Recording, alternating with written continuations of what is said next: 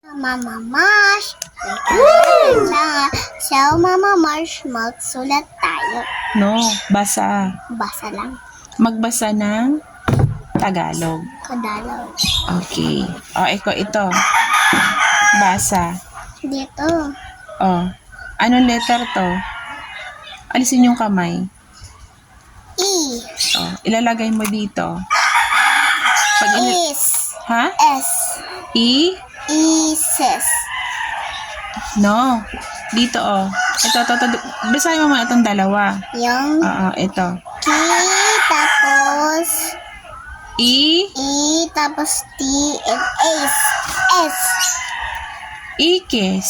Ikes. Pero mali. Paano mali? Kasi iyan, ito. Hindi to I, kaya mali to. Ikis lang isusulat. Ano isusulat mo dito? I. E. Hindi man to kasama, T, tapos I. Kasama ba? Ito. Ano yan, babae? Mahirap kasi to, anak. Sobra-sobra kasi yung ano niya. Dito muna tayo sa dito.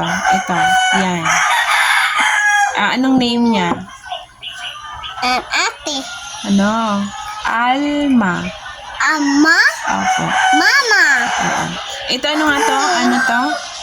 Aso. Aso. Ilalagay mo ang A. Tagalog. A.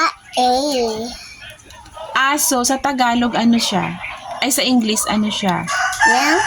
Ano sa English ang aso? Aso. Apak. No. Ano sa English ang... Pag Oo, pag... Pag English. Anong English ng aso? Aso. Pag English. Ano nga English ng aso? Hindi tayo nagkaintindihan eh. Yung Anong English ng aso? aso. Dog. Dog. Pag Anong English ng pusa? Pag Si pusa, anong English ng pusa? cat. Cat. Okay. Yung isda, anong Mama! English ng isda? Anong English ng isda? Ito ba mali? Tama yan. Anong English ng isda? A din yan? Oo. Anong English muna ng isda? Anak ko naman tayo sa'yo eh. A din? Opo. Anong English ng isda? Talong. Aw. Talong. May papakat ka? Oo. Yung ito. Anong English ng isda. Bangus. Hala. Anong English ng isda? My mama. Liter liyo, kuya. Liter. Anong English ng isda? Bangus isda. Fish, di ba? Ayan. Fish. Bangus. Mahirap kasi po. Mama. Mama, mali ba to? Tama.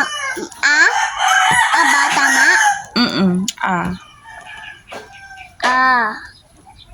Ayan.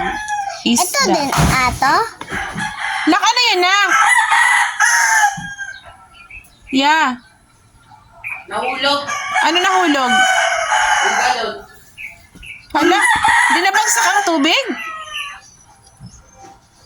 Bye-bye, mga Mars. Bye-bye.